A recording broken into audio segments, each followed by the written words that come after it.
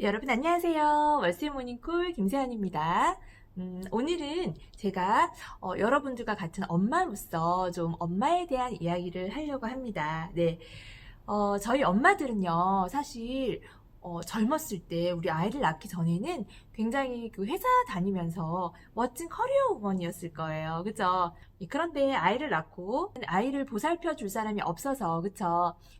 어린 아이와 함께 좀 집에 있는 우리 엄마들도 많이 있으실 거고, 그러다 보니까 경력이 좀 단절이 되어서 다시 좀 재취업을 하기에 굉장히 좀 힘든 상황이 있으신 분들이 계실 텐데요.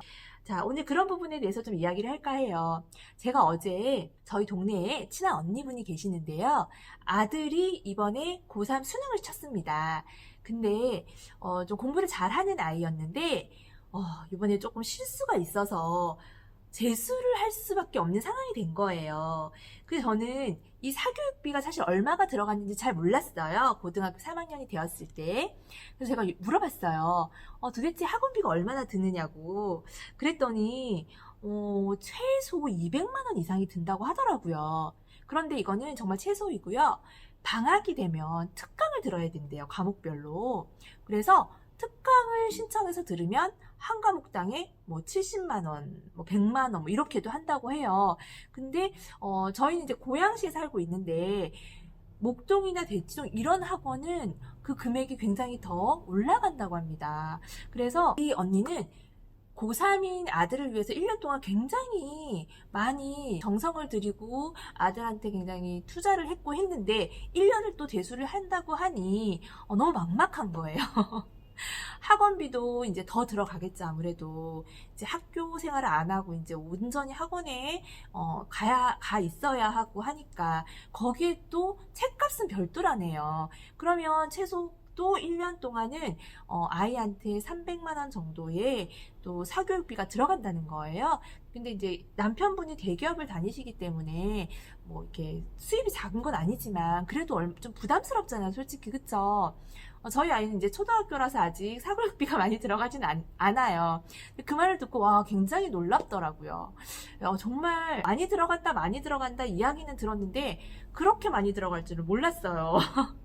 근데 사실 이 아들이 대학을 가면 회사에서 등록금을 대주기 때문에 이제는 학원비나 이런 게 들어가지 않으니까, 그쵸? 굉장히 좀 윤택하게 살 수 있을 거라고 좀 기대를 하고 있었는데, 1년 동안 또 이제 그 생활을 해야 되고, 쪼들려 살아야 하고, 그런 부분에 대해서 좀, 굉장히 좀 답답해 하시더라고요.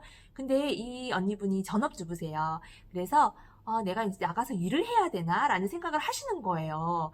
예, 왜냐하면, 이 또 교육 부분에 있어서 그러니까 남편과 이런 의견이 안 맞는 부분이 있잖아요. 그쵸?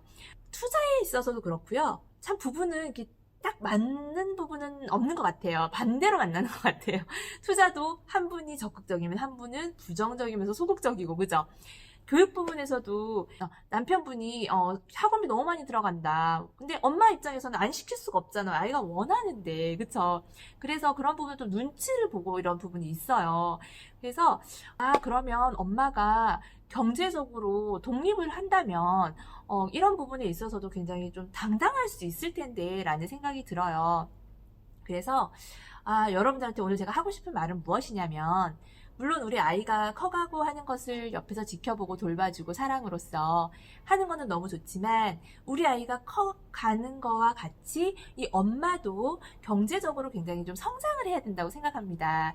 그래서 짜투리 시간을 꼭 이용하셔서요. 만약에 나가서 내가 무엇인가를 할 수 없다면 집에서라도 아니면 아이들 유치원 갔을 때 학원 갔을 때 시간을 할애하셔가지고 꼭 본인의 그런 경제적인 부분에 대해서 좀 성장시키라고 말씀을 드리고 싶습니다. 네, 자 경력 단절을 되시는 분들도 굉장히 많다고 알고 있어요. 저희 주위에도 굉장히 많이 있고요.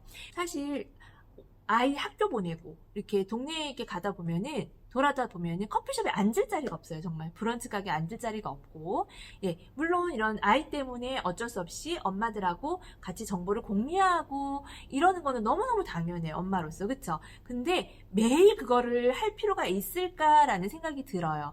저도 사실 1년 놀아봤습니다. 예, 한번 실컷 놀아보고 싶었거든요. 그래서 놀아봤는데 매일매일 똑같아요. 맛있는 거 먹으러 다니는 것도 너무 한계가 있고, 친한 엄마들하고 같이 커피 마시면서 이야기하는 것도 한계가 있고, 그쵸? 그래서 저는 운동을 좋아하니까 너무 아침, 저녁으로 정말 미친 듯이 운동도 해봤습니다. 네. 그런 거는 굉장히 좋지만, 뭔가 내가 더 성장할 수 있는 그런 것들은 없더라고요. 그리고 집에 이렇게 있다 보면은, 정말 물론 뭐 삶의 지혜는 있겠지만 좀 시야가 좁아지는 거는 그거는 사실인 것 같아요. 항상 그 보는 게 우리 아이들에 관련된 일들, 예, 우리 동네에서 일어나는 일들이다 보니 예, 좀 시야가 좁아지고 생각하는 게 한계가 좀 느껴진다라고 해야 되나요? 또 만나는 사람 항상 똑같은 사람 만나고 하다 보니까 그래서 여러분들 좀 견문을 많이 넓히세요. 많은 사람들을 만나고 나와서 요즘에는 어떻게 이 세상이 돌아가는지 몸소 느끼고 그런 분들을 만나면서 이야기도 나누고 이런 기회가 되면은 그런 기회를 좀 충분히 활용하셨으면 좋겠어요. 그래서 이 엄마의 경제적 독립이 정말 필요하다라는 걸 여러분들한테 꼭 이야기를 해드리고 싶어요. 그랬을 때 우리 아이들이 이 다음에 커가지고 우리 엄마 정말 멋있어 라고 말할 수 있을 거예요. 그리고 본인 스스로가 벌써 굉장히 당당해지고 굉장히 자존감이 높아질 겁니다. 네. 그래서 오늘 저는 엄마의 경제적인 독립에 대해서 여러분들하고 좀 이야기를 나누고 싶었습니다. 지금 나이가 많이 들어서 이제 늦었어 라고 생각하시는데 나이는 숫자에 불과합니다, 여러분. 지금도 저희 교육생분들은 정말 시간이 없고 아이 키우고 직장 다니면서도 예, 좀 더 열심히 나은 삶을 살기 위해서 이렇게 도전하고 예, 배우고 하시는 분들이에요. 거의가 다. 정말 시간 많아서 오시는 분은 없습니다. 네, 그래서 여러분들 용기 잃지 마시고요. 지금이 늦었다고 생각하지 마시고요. 어떻게 하면 내 삶을 조금 더 당당하고 멋있게 살 수 있을까? 조금 더 우리 아이에게 내가 더 보탬이 될 수 있을까? 예, 그런 부분을 좀 많이 생각하셨으면 좋겠습니다. 네. 오늘 저도 같은 엄마로서 이렇게 이야기를 좀 하니까 굉장히 좀 좋네요. 네. 자, 그러면 오늘 저는 여기서 인사드리고요.